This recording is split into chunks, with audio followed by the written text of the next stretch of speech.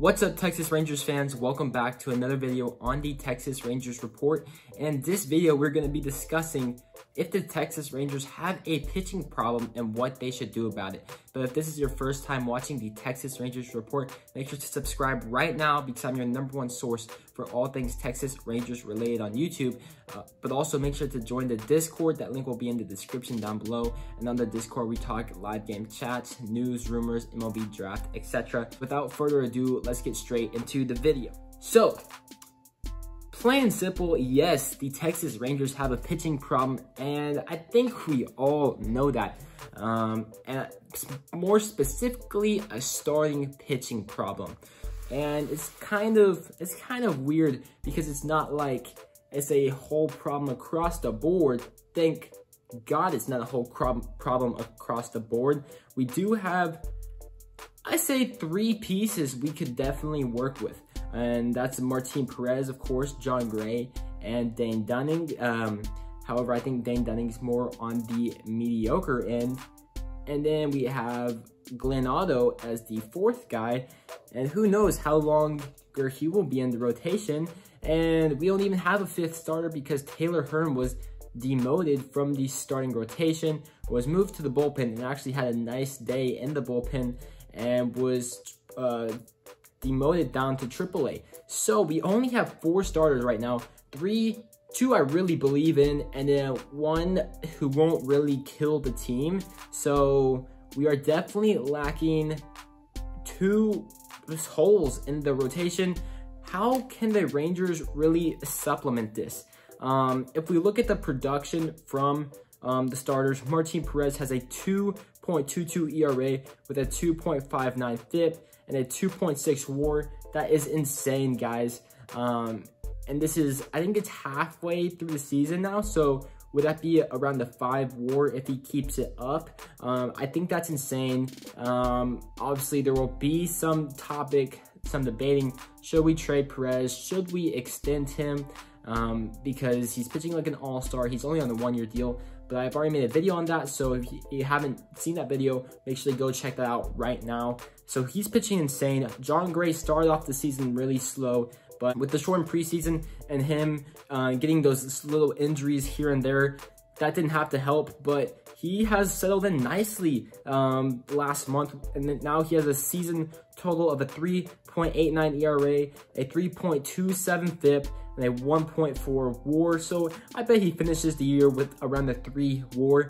And for Dane Dunning, like I said, he's around a mediocre range, a 4.09 ERA, a 4.0 FIP, and a 0.9 WAR. So he is not killing us. However, I don't think he should be the 3rd starter in the rotation, but we can't really be picky because we don't have too many options to work with. And it's crazy because we only have 4 starters on the team right now. Is Glenn Otto. He's actually been pitching decent this season. However, his stats are inflated because of his last outing, but he has a 5.31 ERA, a 5.18 FIP, and a 0 WAR. So just a replacement level pitcher.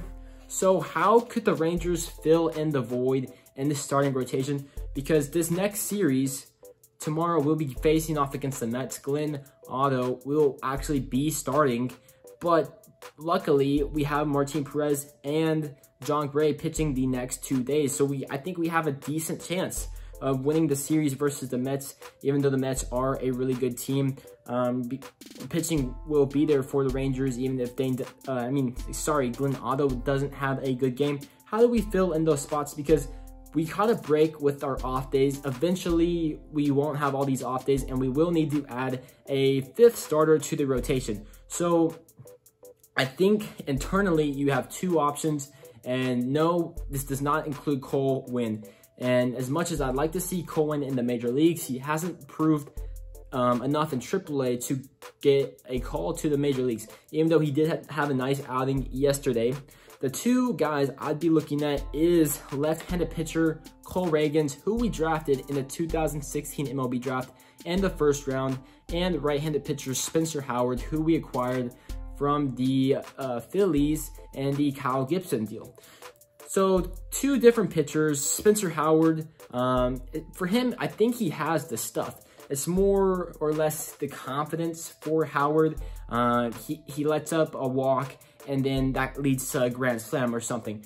But lately in AAA, he has been pitching well. However, I really wonder if he's the guy that just needs a full season in AAA to get a full routine going. Because I remember whenever he was acquired from the Phillies, he said he likes his routine, blah, blah, blah. So I don't know if you call him up, and especially if we're playing a good team. I don't know who we're playing a week from now. But if it's a good team and you have Spencer Howard pitching and he gets rocked, oh my God, how long will that shake his confidence for? And will he need like a whole month to recover?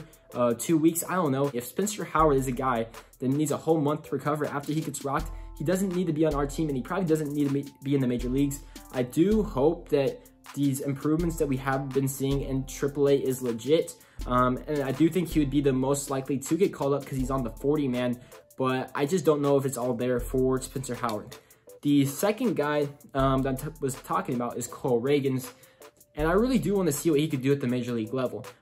He has been hampered by 2 Tommy John surgeries. Remember, he was our first-round pick, and he was a high school pick, so he's still relatively young. But he's been tearing it up in the minor leagues this year, both at Frisco, and now he's had 3 starts under his belt at AAA Round Rock, I believe. And he doesn't even seem phased pitching in AAA.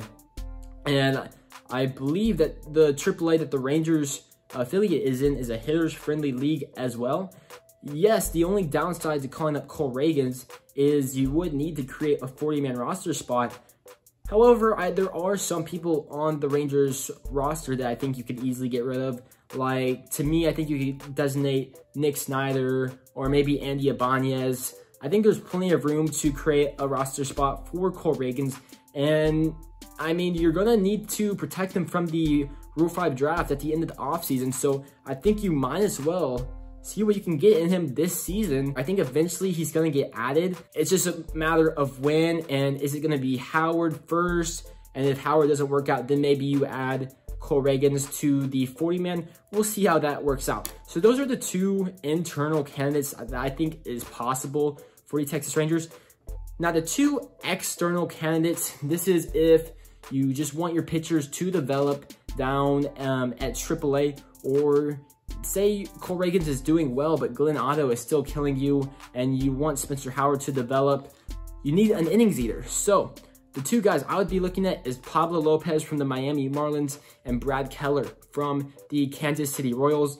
Brad Keller has a 4.56 ERA, a 4.47 FIP, and a 0.6 WAR. For Pablo Lopez of the Miami Marlins, has a 2.98 ERA, a 3.49 FIP, and a 1.5 WAR. So Brad Keller, to me, would almost be another pitcher like Dane Dunning, who kind of is just mediocre but won't kill you. And I think Pablo Lopez would be another pitcher similar to John Gray. I think he would be a plus to the rotation, and he's a guy like Perez, like Gray. You go out there every single start, you know he's going to help the team, put them in a position to win.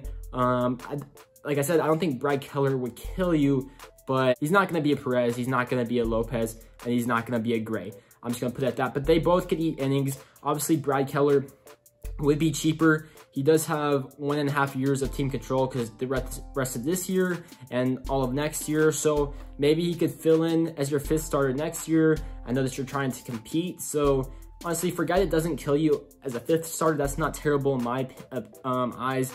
You could probably use like a Thomas Sagasi or some lower end prospect to acquire him from the Royals. And we all know that the Royals will be selling because they suck. And for Pablo Lopez, this will require a bigger haul, but I do think the Rangers have the prospects required to get him. I know first and foremost that the Marlins want a center fielder, and I would be okay dishing out Leody Taveras because yes, Taveras has been playing well, but we have guys like Steven Duggar, Eli White will be back next year, and our position group is going to be crowded. So I'd be down to getting Lopez for Taveras, and I think you'd have to throw in Justin Foscue, but I would be down to do that, and probably some lower pitching prospect as well. But I think those 2 would get the would move the needle significantly for a deal for Pablo Lopez. And the Marlins are a team that are like 30 and 38, so they could make a run with a month left to go before the trade deadline, but most likely they will be sellers. And I would look at Lopez because he's only 26. He's having a solid year. He's going to require a decent haul, but it's nothing that Shane Bieber would cost or Luis Castillo. And he has 2.5 years of team control remaining as well. So he would be there this year, but also would be there for the years that you're trying to compete, and he'd definitely be a fixture in the rotation. So let me know what you think in the comment section down below. The Texas Rangers definitely have a pitching problem, and they're at least going to have to get one person to fill a spot in the rotation, and that's if they keep Glenn Otto. So we'll see what happens. But if you like the video, please give it a thumbs up and subscribe to the channel. And with that being said, I'll see you on the next one. Peace.